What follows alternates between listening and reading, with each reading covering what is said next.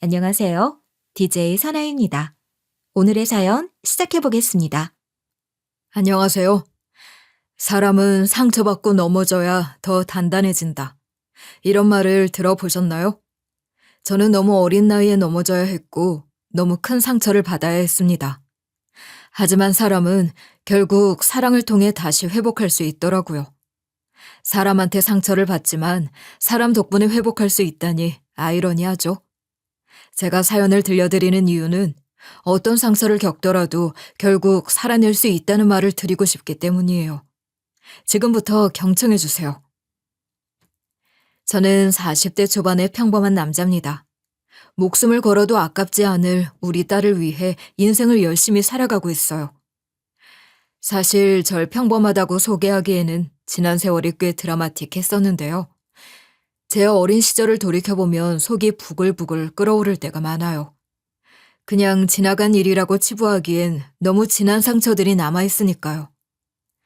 저는 집안에서 막내였습니다. 위로는 나이 차이가 좀 있는 누나가 있었고 부모님도 절 무척이나 예뻐해 주셨죠. 우리 막둥이 오늘은 뭐하고 놀까? 숨바꼭질? 말뚝박기? 아니야. 우리 아들 요즘 자동차 좋아하잖아. 미니카 같이 조립하는 거 어때? 둘 다 아니거든. 내 동생이 제일 좋아하는 건 내가 읽어주는 동화책이야.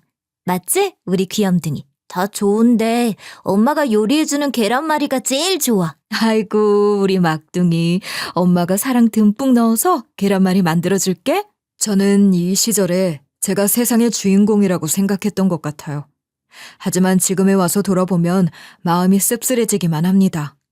제가 초등학교를 다니고 있었을 시절에 엄마가 불륜을 저질렀거든요. 심지어 엄마보다 한참 어린 남자였어요. 우리 동네에 있는 술집에 다니는 20대 초반이었죠. 사실 전 어렸기 때문에 잘 몰랐습니다. 그저 엄마가 집에 형을 데려오는 게 너무 재미있었던 것 같아요. 누나랑 아빠가 없을 때마다 그 형이 집에 놀러왔고 저랑 장난도 치고 놀아줬거든요. 어린 마음에 너무 좋았어요. 누나보다는 그 형이 더 재밌게 놀아줬으니까요. 형은 일부러 조립하는 장난감을 사왔습니다. 이게 진짜 조립하기 어려운 거래. 나 혼자서는 못하겠더라고. 형 도와줄 수 있어? 당연하지. 나한테 맡겨줘. 내가 다 조립해줄 테니까. 난 이런 거 완전 좋아하고 잘해. 내가 우리 반에서 제일 잘할 거야. 역시 믿음직스럽다니까. 형 주변에서도 네가 제일 잘하는 것 같아. 그러니까 그거 꼭 완성해줘야 돼. 형은 너만 믿는다. 걱정하지 마. 난 이런 거 실패한 적 없으니까 형은 나만 믿으면 돼. 괜히 도와줄 생각하지 말고 내가 완성할 때까지 기다려. 저는 한번 조립하기 시작하면 완성할 때까지 자리를 뜨지 않았습니다.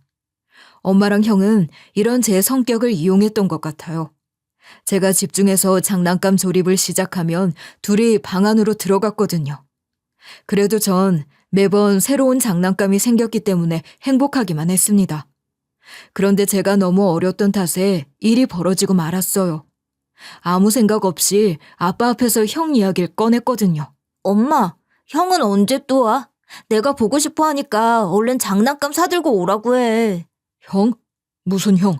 맨날 우리 집에 찾아와서 놀아주는 형 있잖아. 아빠는 몰라? 그 순간 집안 공기가 싸늘하게 변하더라고요. 아빠는 얼굴이 벌겋게 달아올랐고 엄마는 당황해서 말도 못했습니다. 물론 저는 왜 분위기가 이토록 얼어붙었는지 몰랐죠. 하지만 엄마와 아빠가 심상치 않다는 건 느낄 수 있었어요. 등 뒤로 소름이 돋는 것 같더라고요. 누나는 한숨을 내쉬면서 입술만 잘근잘근 씹었죠. 저는 모두의 눈치를 보면서 주눅들어 있었습니다. 그 새끼가 누구야? 언제 집까지 불러들였다는 건데? 도대체 뭘 했길래 난 감쪽같이 모르겠어? 당신이 뭘 알아? 당신은 일 핑계로 집에 붙어있지도 않잖아. 나도 외로워서 어쩔 수 없었다고. 외로워서 남자를 끌어들였다고 핑계대는 거야? 그게 지금 할 소리야? 엄마라는 년이 애 있는 집에 남자를 불러? 넌 지금 가정을 박살내버린 거야. 나도 엄마이기 전에 여자라고.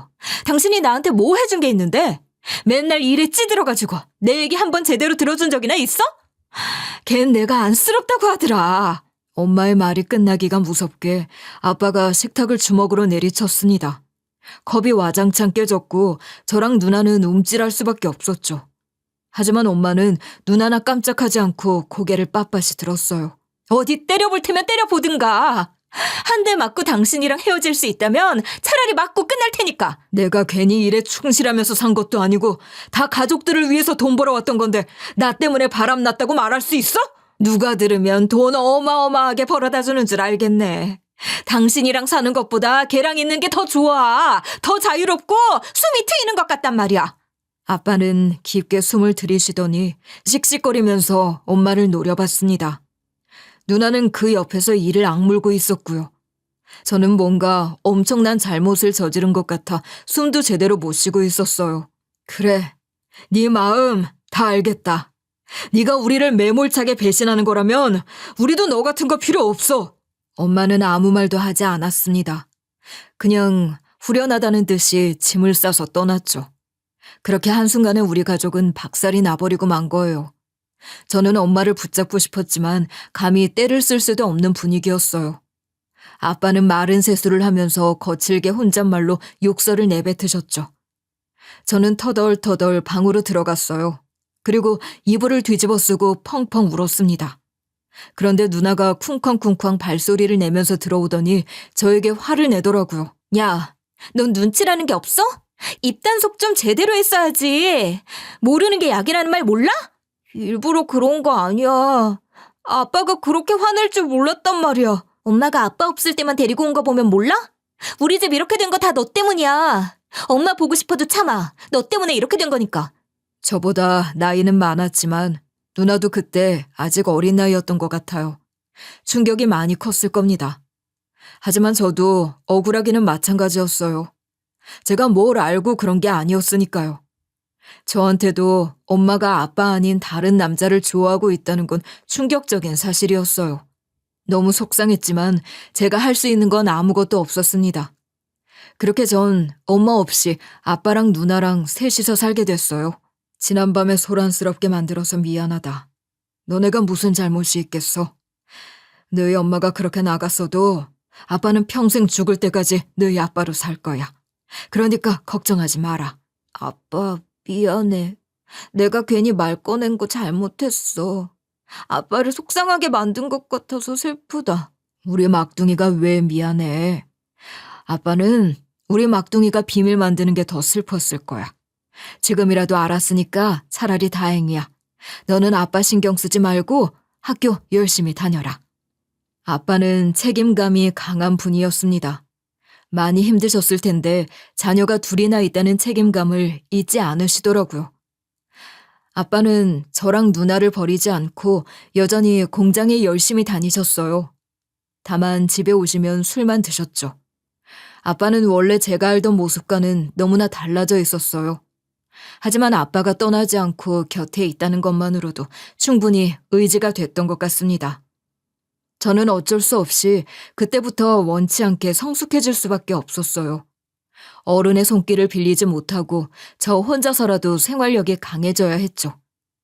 집에 밥 해주는 사람이 없었기 때문에 처음에는 제대로 된 한 끼를 챙겨 먹는 것도 힘들었습니다. 누나, 어디 나가는 거야? 배 안 고파? 같이 밥 먹으면 안 돼? 내가 왜? 내가 네 엄만 줄 알아? 난 친구들이랑 밥 먹을 거니까 너도 너 알아서 먹어. 이제 나한테 뭐 기대할 생각하지 마. 누나는 집에 있으면 우울해진다고 밖으로만 나돌았습니다. 솔직히 비행 청소년이었던 것 같아요. 집에는 거의 안 들어왔고요. 학교도 안 나가는 것 같았죠.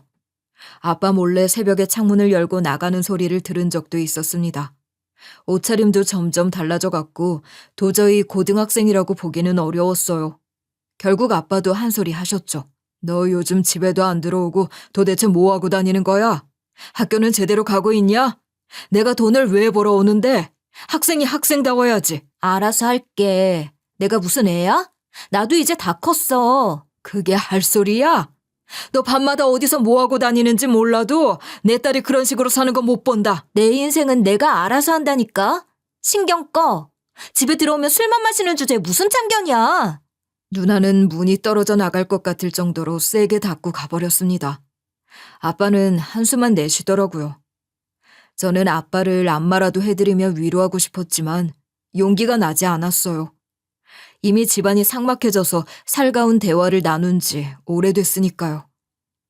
누나는 담배 냄새를 풍기기도 하고 가끔은 술에 취해 들어오기도 했어요. 얼굴에 시퍼렇게 멍이 든 날도 있었고 입술이 터진 때도 있었죠. 하지만 제가 걱정해도 신경 쓰지 말라면서 귀찮아하더군요. 저는 그냥 누나가 점점 더 멀어져 가는 걸 지켜볼 수밖에 없었습니다. 그러던 어느 날 또다시 청천벽력 같은 소식이 들려왔어요. 아빠가 술 마시면서 공장 일을 다니다 보니 잠깐 한눈을 파신 것 같더군요. 술이 덜 깬 상태에서 일을 하다가 발을 헛디디는 바람에 사고를 당해 돌아가신 거예요. 아빠, 제발 꿈이라고 해줘. 이대로 가지 마. 아빠 없이 어떻게 살란 말이야. 저는 믿을 수 없어서 오열했습니다. 그때쯤에는 예전에 사랑하던 아빠라기보다 그냥 같은 집에 살고 있는 룸메이트만도 못한 존재였지만 우리 아빠잖아요. 절 낳고 길러주신 분이 갑작스럽고 허망하게 세상을 떠나셨다고 하니까 마음이 찢어지는 것 같더라고요. 마지막 대화가 언제쯤인지 기억도 나지 않는 게 죄송했어요. 누나는 그동안 어디서 뭐 하며 지냈는지 몰라도 화려한 차림새로 장례식장에 나타났습니다. 짧은 치마와 진한 화장이 범상치 않았죠. 하지만 누나도 엉엉 소리내서 울더라고요. 아빠, 이대로 가면 어떡해. 내가 잘못했으니까 제발 가지 마. 나랑 인사도 못하고 가는 게 어디 있냐고. 누나와 서로 위로하지는 않았어도 어떤 마음인지 이해할 수 있었습니다. 그런데 충격적이게도 엄마가 장례식장에 나타났더라고요. 두 분은 이혼하지 않고 엄마가 가출만 한 상태였거든요. 저는 그래도 아빠한테 마지막으로 사과하러 온 줄 알았어요. 그런데 아빠한테 사망보험이 있었더라고요. 엄마는 보험금만 수령해서 그 형한테 돌아갔습니다. 너도 이제 곧 성인이 될 거잖아. 혼자서도 잘 지낼 수 있겠지? 너도 나이 먹으면 날 이해할 수 있을 거야. 아무리 부모라고 해도 각자 인생은 잘 살아야지. 엄마의 말을 듣는 내내 표정 관리가 안 되더라고요. 그래서 그냥 엄마가 떠나는 모습을 지켜보고만 있었습니다. 제 엄마인데도 오만 정이 다 떨어져서 별로 같이 얼굴 보며 살고 싶지도 않았어요. 그렇게 저는 여자에 대한 불신이 생기고 말았습니다. 언제든지 배신할 수 있다는 그릇된 생각이 머릿속 깊이 박혀버린 거죠. 그게 제가 살아온 환경이었으니까요. 저는 고등학교를 졸업하자마자 바로 일자리를 구했습니다. 대학은 등록금도 낼 수 없었고 머리도 안 되는 것 같아서 사치라고 생각했거든요. 남들은 20살이 되면 청춘을 꽃피운다던데 전 현실 파악부터 해야 했어요. 저는 고민 끝에 버스기사로 취직했습니다. 요즘에는 젊은 사람들도 버스기사로 많이 일하는 것 같지만 당시까지만 해도 거의 연륜 있는 분들이 많이 했어요. 그러다 보니 한참 어린 제가 일하기 시작했을 때는 솔직히 너무 힘들더라고요. 텃세가 장난 아니었거든요. 긴장되는 마음으로 처음 출근하자마자 분위기가 살벌하더군요. 첫날이라 조언도 구하기 위해 같이 밥을 먹으려고 했는데요. 제 자리는커녕 눈길조차 안 주더라고요. 그나마 말 걸어주신 분도 절대 호의적이지 않았습니다. 젊은 애가 무슨 버스를 몰아. 우리 밥그릇 빼앗아 먹으려고 온 거 아닌가 싶네. 그런 거 아닙니다. 제가 대학 갈 형편이 안 되다 보니까 일자리 시장으로 뛰어든 거예요. 가르쳐주시는 대로 많이 배울 테니 도와주시면 감사하겠습니다. 내가 가르쳐줄 게 뭐가 있어. 젊은 놈들이야 자기 잘난 맛에 사는 거잖아. 어디 알아서 잘하는지 지켜봐야겠네. 노선 외우고 일을 배우기도 바쁜데 눈칫밥까지 얻어먹으니까 정신을 못 차리겠더라고요. 저는 항상 장거리 노선을 배정받았습니다. 선배 기사님들이 남겨주신 노선을 차지하게 됐거든요. 저는 아침부터 밤까지 거의 쉬지 못하고 달려야 했어요. 젊은 사람은 사서 고생하는 거라잖아. 버틸 수 있지? 오래 못할 것 같으면 지금 포기하고 나가. 우리도 흐름 끊기면 곤란하니까. 아닙니다. 쉽게 포기할 마음으로 입사한 거 아니에요. 무조건 해낼 테니까 지켜봐 주세요. 지금은 그렇게 자신만만한데 그 태도가 언제까지 가게 될지 궁금하네. 저는 화장실 갈 시간도 없어서 무더운 여름에 물 마시는 것도 참았습니다. 당연히 끼니도 넘겼죠. 귀가하고 나면 녹초가 될 수밖에 없더라고요. 아무리 제가 젊다고 해도 힘들었죠. 하루 종일 운전석에 앉아있으니 허리가 쑤시고 다리는 저렸습니다. 퇴근해서 집에 오면 신발 벗을 힘도 없어서 그냥 바닥에 털썩 주저앉았어요. 엄살이라고 하는 분들도 계시겠지만 밥을 먹으려고 해도 젓가락을 들 힘조차 없더라고요. 그냥 멍하니 앉아 있었습니다. 그러다가 겨우 정신 차리고 라면 하나 끓여 먹은 다음에 쓰러지듯 잠들었죠. 그러다 보니 처음 몇 달은 하루하루가 악몽 같았어요. 하지만 전 절대로 불평하는 성격이 아니거든요. 그냥 묵묵하게 주어진 일을 완수해 나갔습니다. 오늘도 좋은 하루 보내세요. 하루하루 힘드시겠지만 사람들의 다리를 편하게 만들어주는 일을 하고 있다고 생각해요. 그러니까 너무 지치지 않으셨으면 좋겠습니다. 선배 기사님들에게도 매일 웃으면서 인사하고요. 예의를 지켰습니다. 웃는 얼굴에 침 뱉을 수는 없다고 하잖아요. 결국 마음을 열어주시더라고요. 그렇게 시간이 흐르면서 저도 어느덧 베테랑이 되었습니다. 그런데 하루는 초등학생 정도 되어 보이는 여자아이가 혼자 버스를 타더군요. 이런 꼬맹이가 혼자 어디를 가는 건가 싶었죠. 그래도 버스비를 지불하길래 목적지가 확실한 줄 알았습니다. 그런데 계속 안 내리고 창밖만 멍하니 바라보는 거예요. 저는 아이가 겁먹을까봐 일부러 말을 걸지 않았어요. 대신 동료 기사님들에게 혹시 보호자를 아는 분이 있다면 찾아달라고 부탁했습니다. 그리고 종점에 이르렀을 때 보호자가 왔더라고요. 숨을 헐떡이면서 아이를 바라보는데 얼굴이 하얗게 질려 있었죠. 너 엄마한테 말도 없이 그렇게 사라지면 어떡해? 얼마나 걱정했는 줄 알아?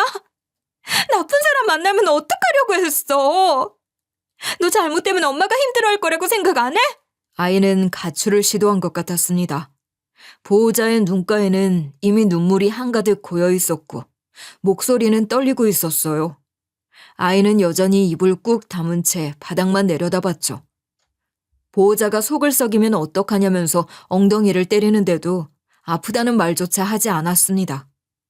그러다가 아이가 굳은 얼굴을 풀고 비명 지르듯이 울더라고요. 왜 난 아빠가 없어? 친구들이 자꾸 놀린단 말이야. 엄마는 나한테 왜 아빠가 없는지 제대로 말도 안 해주잖아.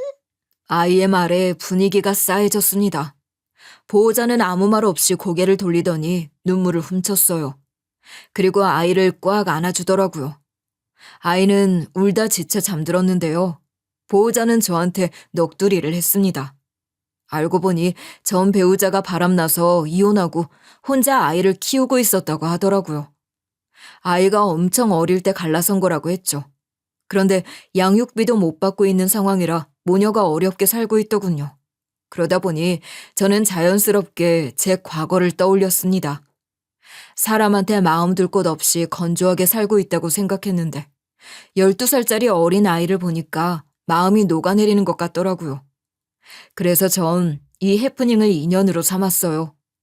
아이의 안부를 살피고 챙기기 시작한 거죠. 친구들이 놀리면 아빠가 바빠서 안 계신 거라고 해. 남의 상처로 놀리는 애들이 나쁜 거라고 반박하면 돼. 넌 잘못한 게 아무것도 없잖아. 아저씨도 그렇게 생각해요? 전 정말 친구들하고 사이좋게 잘 지내고 싶은데 아빠 없는 게 꼭 제 약점이라고 굴어서 속상하더라고요. 그게 왜 약점이야? 널 아껴주고 사랑해주는 엄마가 계시잖아. 다음에 또 누가 괴롭히면 아저씨 불러. 아저씨가 이놈 하러 갈게. 아이는 절 반겨줬고 잘 따라줬습니다. 보호자도 절 신뢰하더라고요.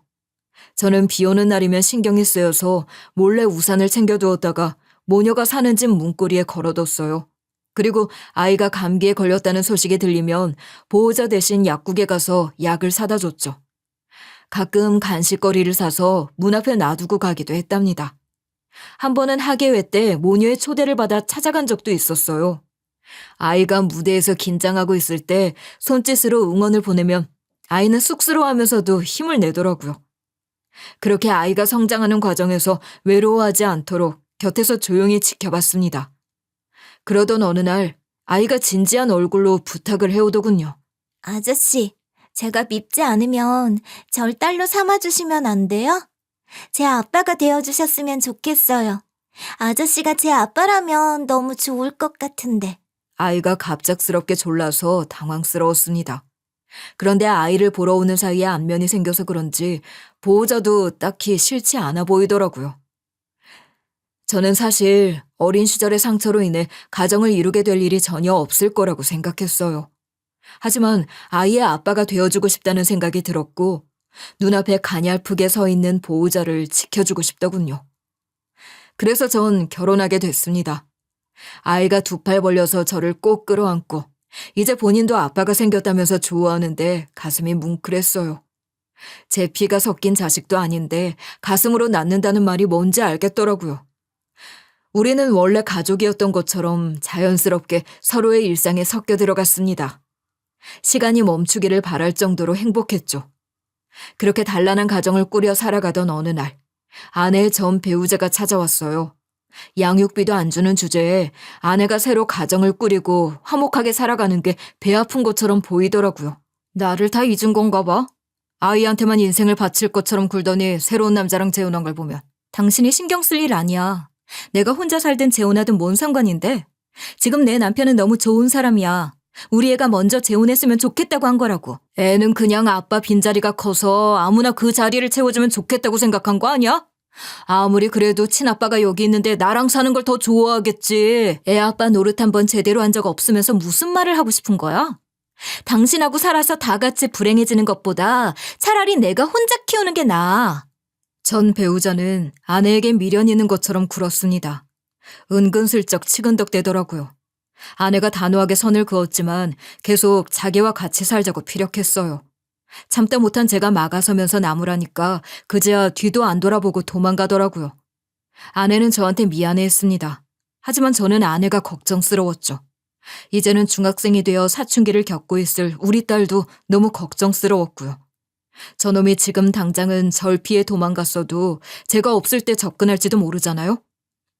그런데 왜 꼭 불길한 예감은 들어맞고 말까요? 전 배우자가 아내를 또 찾아온 겁니다. 말 좀 하자고 끈질기게 굴어서 아내는 두려워하며 도망다녔고 결국 차에 치이고 말았어요.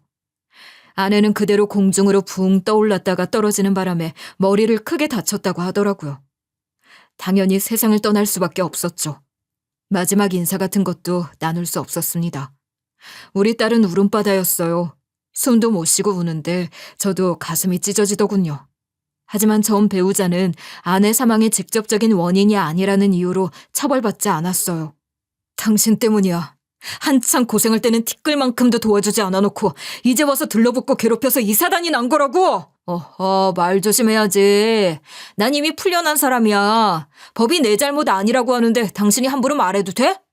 당신보다 가방끈 긴 사람들이 내 죄 아니라고 하는데 뭘 어쩔 거야? 제가 혼자 남았다면 이성을 잃고 갈기갈기 찢어 죽였을지도 모릅니다. 하지만 당장 제가 해야 할 건 따로 있었어요. 바로 우리 딸이 슬픔에 빠져 말을 잃었거든요. 가뜩이나 여린 아이였는데 이런 사고를 목격하고 엄마를 잃게 되었으니 얼마나 충격을 받았겠어요. 저는 우리 딸이 너무 걱정스러웠습니다. 학교에서도 담임 선생님이 많이 신경 써주셨죠. 담임 선생님은 딸이 학교에서 힘들어하지 않도록 최대한 배려해 주시더라고요. 쉬는 시간마다 은근슬쩍 다가가 말을 걸어주셨고 급식도 잘 챙겨 먹고 있는지 조심스럽게 확인하셨죠. 뿐만 아니라 가끔씩 저에게 직접 연락을 주셔서 학교에서의 모습도 알려주셨습니다. 요즘 유나가 확실히 예전과는 많이 달라 보여요. 원래 친구들하고 잘 어울리고 수업 시간에도 적극적이었는데요. 요즘은 좀 조용해졌어요. 혼자 있는 시간이 많아졌고요. 네, 집에서도 잘 웃지 않고 식사도 제대로 안 하려고 해서 걱정이 많습니다. 도대체 어떻게 해야 아이 마음이 회복될지 모르겠네요. 부족한 아빠라서 미안할 뿐이에요. 부족하다고 하지 마세요. 이 정도로 세심하게 관심 갖고 있는 아버님은 드물거든요. 아무래도 어머님이 갑자기 떠나신 거라 많이 힘들 수밖에 없는 상황이에요. 아이가 학교에서 감정을 숨기려고 하는 게 보이더라고요. 그래도 제가 틈틈이 신경 쓰고 있으니 너무 걱정하지 마세요. 선생님께서 그렇게 신경 써주신다니 정말 감사합니다. 제가 모자라서 더 잘 챙겨주지 못하는 게 늘 마음에 걸리네요. 평소보다 무기력해 보인다는 이야기를 들으면 가슴이 철렁 내려앉았지만 그래도 제가 없는 곳에서 딸을 걱정해 주시는 분이 계시다는 게 큰 위안이 되더라고요. 아이는 원래 제잘제잘 애교가 많았는데요. 벽만 보고 웅크린 채 가만히 있는 날이 점점 줄어들기는커녕 늘어만 갔습니다. 유나야, 아빠랑 가고 싶은 곳 있어? 뭐 먹고 싶은 건? 뭐든 말하면 아빠가 다 들어줄게. 생각나는 게 있으면 뭐든지 말해봐. 우리 딸 위해서라면 뭐든지 다 해주고 싶어. 괜찮아요. 전 피곤해서 쉬고 싶어요. 아빠도 버스 운전하시느라 힘드실 텐데 저 신경 쓰지 마시고 푹 쉬세요. 이대로 둔다면 점점 더 안 좋아질 것 같았고 아이가 나락으로 빠져 들어가는 걸 두고만 볼 수는 없었어요. 그래서 저는 진지하게 고민했습니다. 먼저 떠난 아내가 걱정하지 않도록 신경 쓰고 싶었으니까요.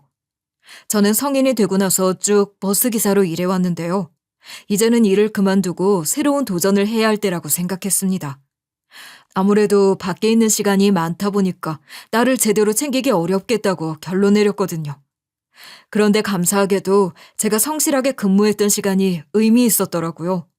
제가 무사고 운전이었던 걸 지켜봐 오신 버스회사 사모님이 새로운 일자리를 소개시켜 주셨거든요. 그동안 얼마나 믿음직스러웠는지 다 알고 있으니까 나도 자신만만하게 추천할 수 있는 거야. 내 체면이 설 수 있도록 앞으로도 안전운전 부탁해. 감사드립니다. 전 이제 관두는 입장이니까 크게 신경 쓰지 않으셔도 될 텐데 이만큼 챙겨주셔서 감동받았어요. 절대로 폐가 되지 않도록 최선을 다할게요. 약속드립니다. 사모님을 통해서 새롭게 얻은 일자리는 어느 기업의 회장님 운전기사였어요. 처음에는 걱정도 많이 되더라고요. 원래 버스기사는 정해진 노선을 오고 가는 것을 우선으로 신경 쓰면 됐는데 회장님 운전기사라고 하니까 비위도 잘 맞춰드려야 할 것 같았거든요. 하지만 막상 일을 시작하고 보니 회장님은 점잖고 편의를 많이 봐주시는 분이었습니다. 아무리 운전이 베테랑이더라도 개인 기사가 되니까 정신없지? 날 챙기느라 힘들 텐데 내 일정이 너무 부담스럽진 않나? 오늘은 먼저 들어가게. 중요한 일은 다 끝났거든. 그렇게까지 배려해 주시니 정말 감사합니다. 하지만 회장님을 모시는 게 제 일이니까요. 조금만 더 기다렸다가 댁까지 모셔다 드릴게요. 자네는 정말 들었던 대로 성실하고 믿음직하네. 열심히 살아가는 모습을 보면 괜히 내가 더 도와주고 싶어지더라고. 자네처럼 묵묵히 자기 자리에서 최선을 다하는 사람이 많아야 해. 그러니까 포기하지 말고 앞으로도 계속 힘내게나. 회장님은 저한테 먼저 퇴근해도 좋다고 하시기도 했습니다. 그리고 가끔은 드라이브하고 싶다면서 직접 운전해 절 데려다주고 가기도 하셨어요. 덕분에 전 안정적으로 돈을 벌면서 아이까지 신경 쓸 수 있었죠. 제가 포기하지 않고 지속적으로 노력하니까 우리 아이도 점점 다시 밝아지더라고요. 집에서 예전처럼 환하게 웃으니까 가슴이 뭉클했습니다. 조용히 끼니를 걸으려고 하던 아이가 다시 식탁 앞에 앉았죠. 학교 담임 선생님도 눈에 띄게 회복하고 있는 것 같다면서 전화를 주셨답니다. 하지만 인생이란 놈은 왜 이렇게 평탄하게 흘러가 주지 않는지 모르겠어요. 드디어 되찾은 평화도 잠시 다시 날벼락이 떨어졌거든요. 우리 아이는 원래 아내가 살아있을 때부터 일형 당뇨가 있었는데요. 그게 문제가 돼서 합병증으로 신장이 안 좋아졌더라고요. 우선 당장 급한 건 아니라서 저염 저단백식을 먹으라고 하셨지만 이식 수술을 고려해야 할지도 모른다고 하셨던 겁니다. 유나야, 걱정하지 마. 혹시 수술해야 하는 상황이 닥치면 아빠가 이식해 줄 테니까. 세상에 자식이 아픈데 가만히 있을 부모가 어디 있겠어? 그러니 두려워하지 않아도 돼. 우리 잘 버텨보자. 안 돼요. 전 아빠한테 받기만 했는데 신장까지 받으라고요? 그것만은 안 돼요. 그거 찾아보니까 이식해준 사람도 많이 아프다고 했어요. 아빠까지 아프게 할 순 없어요. 전 망설임 없이 제 신장을 이식해주고 싶었습니다. 물론 검사까지 받아봐야 정확하게 가능 여부가 나오겠지만 일단 마음은 그랬어요. 하지만 아이가 단호하게 거부하더라고요. 아내가 세상을 떠나고 나서 어린 나이에 너무 빨리 성숙해져 버린 것 같았어요. 저한테 받기만 해서 미안하다고 했죠. 하지만 아이가 뭐라고 하든 이미 저는 결심을 굳힌 상태였습니다. 문제는 이식을 하고 난 뒤 혹시라도 제 몸 상태가 어떻게 변할지 모른다는 거였어요. 저도 딸도 어떤 상황을 맞닥뜨리게 될지 모르니까 만약을 위해 대비해야겠다고 생각했죠. 그래서 이식 수술을 하기 전에 돈을 바짝 최대한 많이 모아야겠다고 결심했답니다. 회장님은 제 사정을 아시고는 수술비 걱정은 하지 말라고 하셨어요. 자네같이 착실하게 일하는 사람이 힘들어하는데 내가 가만히 있을 수 있나? 괜히 돈 걱정은 하지 말게. 내가 해줄 수 있는 게 돈밖에 없는 사람 아닌가. 아이 치료에만 힘쓰도록 해. 돈은 내가 다 알아서 해줄 테니까. 솔직히 예전 같았으면 죄송한 마음에 거절했을 겁니다. 하지만 이제는 체면 차릴 때가 아니었어요. 우리 아이를 살리기 위해 회장님이 도움을 주시겠다고 하면 감사하게 받아들이는 게 맞다고 생각했죠. 대신 우리 아이가 신장 이식을 받아야 한다고 최종적인 진단을 받기 전까지 회장님이 필요로 하시는 모든 일을 돕기로 마음먹었습니다. 처음에는 회장님도 괜찮다고 손사래를 치셨지만 괜히 오히려 마음이 불편하다고 뭐든 시켜만 달라고 하니까 결국 사소한 심부름부터 시작해서 조금씩 일을 맡기시더라고요. 전혀 어렵지 않은 것들이라 저는 은인 같은 회장님에게 도움이 될 수 있다면 기쁘게 도왔어요. 그러던 어느 날 회장님이 벌초를 도와줄 수 있겠냐고 물어보시더군요. 오늘 우리 딸 묘에 벌초하러 갔으면 좋겠는데 도와줄 수 있겠나? 많이 힘들지는 않을 테니까 자네랑 나랑 둘이 갔으면 좋겠어. 그럼요. 저도 아내 묘를 주기적으로 찾아가고 있어서 어떻게 하면 효율적으로 할 수 있을지 다 알고 있습니다. 저는 당연히 흔쾌히 도와드리겠다고 했어요. 그런데 이상하게도 회장님이 안내해 주시는 길이 너무 익숙하더라고요. 우리 아내 묘가 있는 곳과 같았거든요. 저는 회장님과 이런 인연도 있는가 보다 하면서 운전했습니다. 그런데 묘지에 도착하고 나서 저는 그대로 얼어붙고 말았어요. 회장님이 제 아내의 묘 앞에 서셨거든요. 아니, 회장님, 어떻게 여기로 오신 거죠? 진짜 여기가 회장님 따님의 묘라고요? 저는 너무 깜짝 놀랐습니다. 표정 관리가 안 되더라고요. 하지만 더욱더 놀라운 건 회장님은 전혀 표정 변화가 없으셨다는 거예요. 마치 이미 모든 걸 알고 계셨다는 듯이 담담하게 절 바라보고 계시더라고요. 많이 놀라게 한 것 같아서 미안하네. 그렇지만 나도 다 사연이 있었으니 이해해 줬으면 좋겠어. 지금부터는 궁금한 게 있다면 전부 알려줄게. 알고 보니 내 아내는 회장님의 하나뿐인 딸이었다고 했습니다.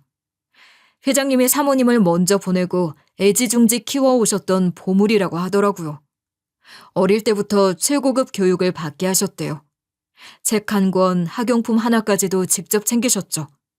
아내가 원하는 것은 무엇이든 들어주셨고 조금이라도 부족함이 없도록 물심양면으로 지원하셨다고 하더군요. 그리고 조금이라도 위험한 상황에 놓이지 않도록 친구 하나도 조심해서 사귀도록 유도하셨대요. 회장님은 그 모든 게 외동딸인 아내를 위한 길이라고 굳게 믿으셨던 거예요. 하지만 그건 아내를 점점 더 올가매는 족쇄가 되어버리고 말았습니다. 아내는 잠깐 넘어지더라도 본인이 직접 선택을 하고 싶어 했지만 회장님은 허락하지 않으셨죠. 아버지, 이 정도는 저도 감당할 수 있어요. 어떻게 사람이 평생 좋은 일만 있을 수 있어요? 실패하면서 다 배우는 게 있는 거죠. 그러니까 이제 저한테 결정권을 맡겨주세요. 세상 모든 사람들이 다 실패를 겪으면서 살아가더라도 내 딸 하나만은 안 된다. 너는 최고로 좋은 것만 해야 돼. 아내는 어릴 때부터 회장님의 뜻을 단 한 번도 거스른 적이 없었다고 했습니다. 회장님이 단호하게 거절하시니 더 조르지 않고 수긍했다고 하더라고요. 회장님은 아내의 대학 전공까지 정해주셨다고 했어요. 하지만 얌전히 살아오던 아내도 발끈하는 일이 생기고 말았다고 하더군요. 회장님이 사랑 없는 정략 결혼을 권유하면서 부녀 사이에 금이 가게 된 겁니다. 전 싫어요. 누군지도 모르고 대화도 한번 나눠본 적 없는 사람이랑 어떻게 평생을 함께해요. 그게 진짜 절 위한 거라고 생각하세요? 이번만은 저도 순순히 받아들일 수 없어요. 내가 고른 남자가 그냥 별 볼 일 없을 거라고 생각하는 거냐? 조건이 이보다 더 좋을 수는 없을 거다. 지금 네 상태에서 만날 수 있는 최선의 남자야. 일단 소개 자리에 나가봐라. 그리고 천천히 서로를 알아가면 되는 것 아니겠어? 전 자연스럽게 사람을 알아가고 사랑하며 살고 싶어요. 조건만 좋은 사람을 찾아서 억지로 만남을 이어가고 싶진 않다고요. 그동안 아버지 뜻대로 살았으니까 이번엔 저도 양보할 수 없어요. 사랑으로 평생 살아가는 게 무슨 의미가 있을 것 같은데. 형편이 어려워지면 제일 먼저 사라지는 게 사랑이다. 감정은 부질없다고. 두 배가 든든한 집안으로 시집가야 별탈 없이 살 수 있다. 아내는 교제하고 있는 남자친구가 있다며 호소했다고 하더라고요. 하지만 회장님은 이별을 종용하셨죠. 결국 아내는 평생 사춘기조차 없는 것처럼 회장님을 따르며 자라왔지만 이번만은 용납할 수 없었나 봐요. 덜컥 임신했다고 통보하더니 본인은 이제 정략 결혼으로도 어디도 갈 수 없는 몸이라고 했다고 하더라고요. 당연히 회장님은 노발대발하셨죠. 당장 애는 흘려보내라. 너는 세상이 만만한 줄 알아? 육아는 번듯하게 자리 잡고 준비한 다음에 시작해도 어려울 거야. 덜컥 임신부터 해서 낳은 아이를 어떤 책임감으로 기를 수 있을 것 같은데? 아내는 손주를 흘려보내라는 말에 깊은 상처를 받았다고 했습니다. 그리고 그날 밤에 가출해버렸죠. 회장님은 아내가 너무 부족함 없이 온실 속의 화초로 자란 탓에 막무가내인 것 같아서 도와주지 않겠다고 굳게 마음먹으셨다고 하더라고요. 지난 세월을 떠올리는 회장님의 얼굴에는 후회가 깊게 배어 있었어요. 그렇게 아내는 당시 남자친구이자 전 배우자랑 혼인신고를 하고 아이를 낳았던 것 같아요. 하지만 막상 전 배우자는 아내가 그런 각오로 집을 뛰쳐나왔음에도 바람났던 거죠. 아내는 이혼하고도 자존심 때문에 회장님 곁으로 돌아가지 못했던 걸로 추측되더라고요. 회장님도 마음 약해질까봐 아내의 근황을 찾지 않으셨다고 했습니다. 아내도 회장님에게 당당한 모습으로 돌아가고 싶었고 회장님도 아내가 그렇게 돌아와 주기를 기다리셨던 거예요. 하지만 회장님은 아내가 세상을 떠나고 나서야 아셨다고 하더군요. 얼마나 처절하게 울었는지 모르겠네. 내 딸이 나보다 먼저 세상을 떠나버리다니. 내가 이 정도면 됐으니 집으로 돌아오라고 손을 내밀었어야 하는 건지. 모든 순간이 후회스럽더라고. 아닙니다, 회장님. 아내도 분명 유나를 키우면서 회장님의 마음을 헤아릴 수 있었을 거예요. 그래서 더 열심히 살았겠죠. 아내가 도움을 구했으면 회장님이 분명 받아주셨을 거잖아요. 아내도 그런 회장님을 알기에 기대지 않고 멋지게 살아보고 싶었을 겁니다. 회장님은 제가 아내의 남편이라는 것을 알고 일부러 운전기사로 가까이 두며 지켜보셨다고 하더라고요. 어떤 인간이길래 결혼한 건지 궁금하셨나 봐요. 아내가 죽기 전까지 사랑했고 회장님을 떠나 꾸렸던 가정이 어땠는지 알아보고 싶으셨대요. 물론 회장님 정도면 충분히 뒷조사를 통해 알아볼 수도 있었겠지만 남의 눈을 통해 보고받기보다 직접 지켜보고 판단하려고 했다더군요. 회장님은 사연을 들려주시면서 눈물을 글썽이셨습니다. 저도 아내 생각이 나서 눈물이 나더라고요. 다만 정정해야 할 부분이 있었죠. 회장님, 하나 잘못 알고 계신 게 있습니다. 아내가 본가를 뛰쳐나오면서 선택한 건 제가 아니에요. 저는 아내가 이혼하고 나서 만난 사람이거든요. 유나는 엄밀히 말씀드리면 친딸이 아니에요. 유나가 친딸이 아니라고? 나는 자네가 끔찍이 아끼고 있길래 당연히 우리 딸이 선택한 그 남자인 줄 알았는데 그러면 도대체 어떻게 된 건가? 저는 아내가 처음 가출하게 된 원인인 남자친구는 전 배우자라고 말씀드렸습니다. 그리고 그놈 때문에 아내가 사고당한 거나 다름없다고 덧붙였어요. 그럼에도 사망의 직접적인 원인이 아니라서 처벌받지 않은 한량이라고요. 아내가 행복한 가정을 만들기 위해 희망에 가득 차 있을 때 불륜을 저질러서 혼자 남게 만들었다는 것도 모두 폭로했습니다. 회장님의 눈빛이 순식간에 얼어붙더라고요. 손에 힘이 들어가신 듯 주먹을 꽉 쥐셨고 턱을 굳게 다물었어요. 회장님은 진심으로 분노하셨습니다. 그럼 자네를 만나지 않았더라면 내 딸은 혼자서 쓸쓸하게 손녀를 키우다가 세상을 떠났을지도 모른다는 건가? 내 이놈을 마음 편히 뻔뻔하게 살아가지 못하도록 만들고 말겠어. 회장님은 곧바로 법적 조치를 준비하기 시작하셨습니다. 전 배우자가 유나를 위해 한 푼도 책임지지 않았다는 사실을 기반으로 양육비 청구 소송을 걸었죠. 한량으로 살던 전 배우자는 그 사이에 나름 직장을 다니고 있었더라고요. 하지만 양육비를 줄 생각은 안 하고 코웃음만 쳤어요. 내가 돈이 어디 있을 거라고 생각해서 양육비를 주라는 거야. 나도 먹고 살기 힘든데 양육비까지 줄 수 있을 정도로 넉넉하게 벌고 있진 않다고. 벼룩에 간을 빼먹어도 이건 아니지. 하지만 지가 그렇게 말한다고 무슨 수 있겠어요? 이미 법적으로 지불해야 하는 상황이었기 때문에 거부한다고 한들 소용없었죠.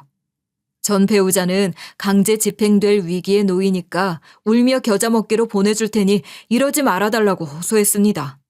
그리고 아내의 집안과 회장님의 존재를 알게 됐어요.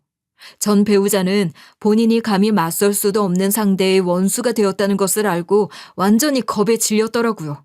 제가 진짜 잘못했습니다. 저도 그 사람이 사고를 당할 거라고 예상해서 쫓아간 건 아니었어요. 그냥 재결합하고 싶은 마음이 있어서 말 좀 해보고 싶었을 뿐이에요. 제발 용서해 주세요. 그걸 지금 변명이라고 하는 건가? 반성한다면 입 다물고 양육비나 똑바로 보내. 나는 딸까지 이런 마당에 더 이상 두려울 것도 없고 니놈이 평생 반성하는지 지켜볼 거니까. 결국 전 배우자는 지속적으로 양육비를 입금하지 않으면 운전면허 정지, 신상 공개, 출국 금지까지 당할 수도 있다는 경고를 받았습니다. 회장님이 한다면 하실 거라는 걸 아니까 착실하게 보내기는 하더라고요. 우리 아이는 결국 제 신장을 공여받았습니다. 저는 당연히 제 것을 내어줄 생각을 했지만 막상 딸에게 맞지 않을까봐 걱정되더라고요. 이식 수술은 혈액형이 맞는다고 해서 무조건 가능한 게 아니니까요. 조직 적합성 교차 반응 검사까지 거쳐야 했는데요. 결과를 기다리는 동안 가슴이 조마조마했어요. 다행히 검사 결과가 나오자 의사 선생님이 밝은 얼굴로 알려주셨답니다. 아버님 신장 이식 가능합니다. 따님에 대한 사랑이 깊으시네요. 저희도 최선을 다해 아버님과 따님 모두 건강하게 일상으로 돌아가실 수 있도록 돕겠습니다. 복권에 당첨되는 것도 이보다 기쁘지는 않았을 것 같아요. 물론 이식 수술하고 나서 회복까지의 고비가 또 남아있겠지만 우선은 세상을 다 가진 기분이었거든요. 의사 선생님은 신장 이식 후에 주의해야 할 점들을 설명해 주셨어요. 저는 제 신장 하나를 딸에게 주는 것이 전혀 아깝지 않았지만 한쪽 신장으로 남은 인생을 살아가야 한다는 현실이 살짝 무섭게 다가오기도 하더라고요. 그래도 우리 아이가 건강하게 살아갈 수만 있다면 무슨 일이든 감당할 수 있었습니다.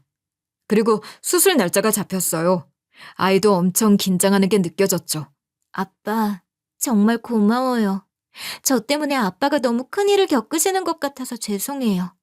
수술 받고 나면 공부 열심히 해서 효도할 수 있게 노력할게요. 그러니까 아빠도 잘 회복하셔야 돼요. 제가 보답할 때까지 기다려주세요. 무슨 소리야. 효도나 보답 같은 거 필요 없어. 아빠는 네가 건강하게 살아주는 것만으로도 충분해. 우리 걱정하지 말자. 네 엄마가 하늘에서 지켜줄 거니까. 수술도 잘 될 거고 아빠도 너도 금방 회복할 거야. 저는 아이의 손을 꼭 잡아주었습니다. 아이의 목소리는 떨렸지만 눈빛만큼은 단단했죠. 큰 수술을 앞두고 있으니 무섭고 걱정도 될 텐데 제가 신경 쓸까봐 애써 밝게 말하는 게 느껴졌어요. 강한 척하면서도 서로를 응원하는 우리 부녀의 모습에 간호사들도 살짝 미소를 짓고 있더라고요. 그리고 다행히 우리 부녀는 둘 다 무사히 회복했습니다. 물론 회복했다고 해서 방심할 수는 없고요. 앞으로도 몸 상태를 계속 신경 써야 해요. 특히 우리 아이의 곁에 오래오래 있어주고 싶으니까 건강을 위해서라면 뭐든 조심하고 있죠. 회장님도 손녀인 우리 아이를 무척이나 아껴주시고 있습니다. 아이도 처음엔 낯설어 했었는데요. 점점 외할아버지의 존재를 받아들이고 있어요. 아직은 수줍어하기도 하지만 회장님이 정성껏 챙겨주시니 시간이 해결해 주겠죠. 유나야, 몸은 괜찮니? 수술하고 나서 많이 힘들었을 텐데 어디 불편한 데는 없고? 네, 외할아버지. 이젠 정말 괜찮아요. 처음엔 좀 아팠지만 아빠도 잘 챙겨주시고 병원에서도 많이 도와주셔서 금방 나아진 것 같아요. 그래도 무리하면 안 된다. 아프거나 피곤하면 꼭 이야기해야 돼. 네가 아프면 할아버지는 마음이 너무 아프거든. 알겠어요. 걱정해주셔서 감사해요. 외할아버지도 건강 조심하세요. 늦게 만난 만큼 오래오래 곁에 계셔주셨으면 좋겠어요. 회장님은 흐뭇한 미소를 지으며 아이의 머리를 살짝 쓰다듬어 주셨습니다. 그렇게 우리는 가족으로서 조금씩 더 가까워지고 있어요. 무엇보다도 혹시나 우리 아이가 다시 아프더라도 병원비 걱정을 하지 않아도 된다는 게 마음을 놓이게 해요. 어쩌면 우리 아내가 본인은 살아있을 때 회장님과 화해하지 못했지만 아이를 위해 인연을 연결해 준 게 아닌가 싶답니다. 저는 회복하고 나서 회장님의 운전기사로 여전히 일하고 있어요. 사실 월급이라고 하기엔 어마어마한 돈을 받고 있어서 민망하기도 한데요. 회장님이 그만큼 먼저 세상을 떠난 아내에게 못해주신 걸 우리 아이한테 해주고 싶어 하시는 것 같아서 감사히 받고 있어요. 덕분에 부족함 없이 자라고 있죠. 아이는 이제 활발하게 학교를 다니고 있습니다. 또래 아이들처럼 밝게 웃는 모습을 보니 마음이 한결 놓이네요. 요즘은 대학을 어떻게 가면 좋을지 고민하던데 그만큼 미래를 기대할 수 있게 된 것 같아서 보기 좋아요. 아이의 친부인 그놈은 결국 인과응보라는 말에 알맞게 됐습니다.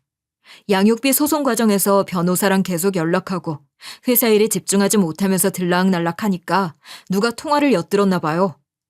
다니는 곳에서 소문이 나는 바람에 거의 왕따처럼 지낸다고 하더라고요. 저 진짜 매일 눈치 보고 있어서 체하고 잠도 못 자고 살 빠지고 있어요. 양육비 때문에 회사를 관두지도 못하고 있는 건데 너무 괴로워요.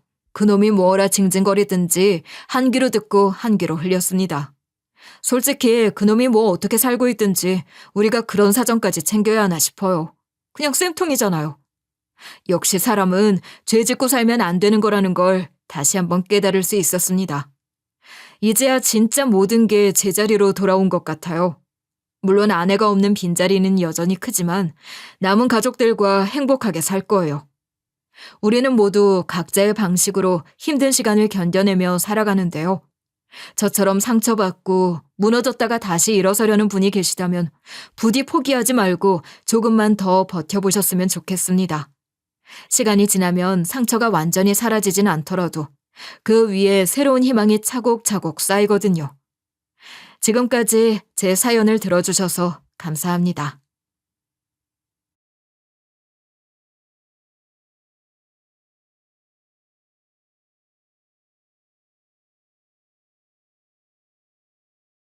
안녕하세요. DJ 사나입니다. 오늘의 사연 시작해보겠습니다. 안녕하세요. 저는 30대 중반 서민서라고 하는데요. 사실 전 부모님이 지어주신 민서라는 예쁜 이름보다 서보살이라는 별명으로 더 많이 불렸답니다. 학교 다닐 때부터 제 별명이 보살이었어요. 서보살. 별명이 보살이었을 정도니 제가 어떤 성격인지 대충 아시겠죠? 저는 살면서 진심으로 화를 내본 적이 진짜 거의 없어요. 아무리 많아도 5손가락 안에 꼽을 수 있을 거예요. 그렇다고 뭐 제가 정말 화가 아예 없는 건 아니고 남들보다 무던한 편인 건 맞지만 거기다 소심한 성격이라 남한테 싫은 소리도 잘 못하거든요. 그런데 화를 어떻게 내겠어요? 이런 제 성격은 아빠를 빼다 박은 것이고 엄마는 좀 여장부 같은 스타일이시긴 하답니다. 아빠가 그러시니 반대급부로 엄마의 그런 성향이 더 발달한 건지도 모르겠어요. 사실 전 아빠 성격보다는 엄마 같은 성격이고 싶은 사람인데 이게 타고난 성향인지라 어쩔 수 없이 그렇게 되더라고요. 이런 제 성향이 저는 마냥 좋지만은 않았는데 특히 연애할 때도 그렇더라고요. 친구들이 밀당이다 뭐다 하면서 연애 스킬 이야기를 하는 것도 제게는 그저 딴 세상 이야기였어요. 그러다 보니 이전 남친들의 경우 처음에는 좋다고 하다가도 시간이 조금 지나면 항상 그렇게 양보만 하고 화를 낼 줄 모르는 제게 질려하는 거예요. 재미가 없다고 하는 거죠. 그러니 대부분 1년도 안 가서 헤어지기 일쑤였습니다. 그런데 그런 저를 끝까지 좋게만 봐준 사람이 있었으니 그게 바로 지금의 제 남편이에요. 난 자기가 항상 다른 사람을 먼저 챙기는 모습이 좋아 보여. 물론 나한테 그렇게 해주는 게 제일 좋지. 그런 자기 모습이 너무 좋고 감동적이기까지 해. 화도 낼 줄 모르고 그래서 답답하기도 할 텐데 좋게 봐주고 너 그렇게 말해줘서 고마워. 나랑 만나는 거 좀 재미없고 그럴 거야. 그치? 무슨 소리야. 재미가 없다니. 자기도 다 아니까 하는 말이지만 내가 지금까지 만났던 전 여친이란 것들 말이야. 그것들은 다 받는 것에 익숙해져서 고마운 줄도 모르는 개념 없는 애들이었다고. 난 그런 거에 질린 사람이라 그런지 자기 그런 모습이 정말 너무 좋아. 남편은 그렇게 늘 저를 인정해줬어요. 전 여친들 이야기 같은 거 듣고 싶지 않은 것이긴 하지만 그런 식으로 비교하며 절 더 높여주니 솔직히 듣기 싫지는 않더라고요. 기분 좋았던 것 같아요. 물론 저도 밀당 같은 거 해보고 싶은 마음도 있었지만 성향상 안 되는 걸 어쩌겠어요. 그런데 저의 그런 성향을 좋게 봐주고 인정해주는 사람이 남편이었던 거죠. 그런 사람이 많지 않다는 걸 알기에 제게도 남편과의 만남이 소중했고 결국 결혼까지 하게 됐답니다. 결혼 준비를 하다가 알게 된 것인데 알고 보니 남편과 전 뜻밖의 인연으로 얽혀있는 사이이기도 하더라고요. 가족들 모두 전혀 모르고 있다가 상견례 자리에서 알게 된 것인데 저희 엄마와 시모가 고등학교 동창인 거예요. 두 분도 사전 정보 없이 나오셨다가 서로를 알아보셨던 거죠. 세상에, 저희 엄마랑 어머님이 여고 동창이시라니 너무 신기해요, 정말. 어떻게 이런 인연이 있죠? 그러게나 말이에요. 생각지도 못했는데 진짜 이런 일도 있네요. 아이고, 이런 인연이 있다니 처음 뵙는데도 낯설지가 않고 좋습니다, 이거. 여고 동창이라니 이런 낭만이 어디 있나요? 두 집안이 정말 좋은 인연인 모양입니다. 저희 둘은 물론이고 양가 아버지들도 너무 신기하다 하며 반가워하시며 상견례 장소에 웃음소리가 가득했는데 정작 두 분 엄마들은 잘 웃지도 않으시고 좀 불편해 보이기도 했어요. 아무래도 그리 친한 사이는 아니었던 것 같더라고요. 그래도 못 잡아먹어 안달인 사이는 아닌 것 같았으니 그것만 해도 다행이다 생각해야지 했죠. 저만 그런 게 아니라 다들 뭔가 좀 이상하다고 생각할 즈음. 그래도 저희 엄마가 먼저 나서시더라고요. 어머, 얘, 세상에, 이게 얼마만이니? 우리가 여고 졸업한 게 벌써 몇 년인 건지 알지도 못하겠다. 이렇게 다시 만날 줄 어떻게 알았겠니? 그래. 오랜만이다. 그러게, 이런 일이 다 있구나, 그래. 제 기분 탓인지는 모르지만 저희 엄마는 그래도 조금은 여유로워 보인다고 해야 할까요? 그런 모습이셨는데 시모는 엄마랑 눈도 제대로 못 마주치며 인사도 대충 얼버무리듯이 하는 게 그런 관계를 조금 더 불편해 하시는 것 같긴 했어요. 그렇긴 했지만 두 분 아버님들께서 워낙 분위기를 좋게 끌어주셔서 상견례는 비교적 화기애애하게 진행됐던 것 같아요. 문제는 상견례 이후였죠. 그날 이후 시모가 저한테 군기를 잡으려고 하신다고 해야 할지 결혼도 하기 전에 절 불러 벌써부터 시집살이 전초전을 벌이는 기분이 들게 했던 겁니다.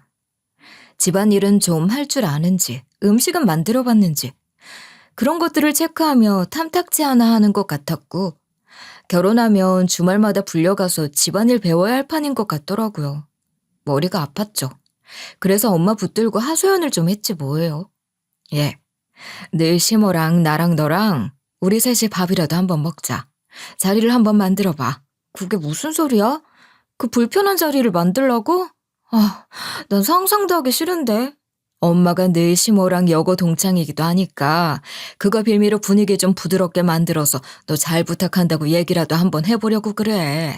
그러니까 한번 만들어봐. 두 분이서 그다지 친했던 것도 아닌 것 같던데 무슨. 아니, 오히려 전혀 안 친했던 것 같던데 괜히 나 때문에 그럴 거 없어, 엄마.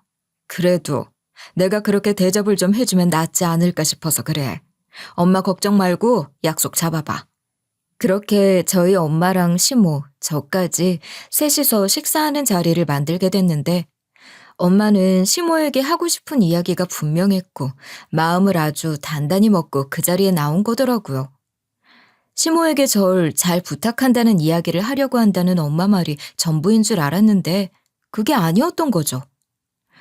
엄마는 처음에는 학창시절 선생님 이야기 같은 것을 하며 다소 말랑하게 분위기를 만들더니 대뜸 시모에게 그러시는 거예요.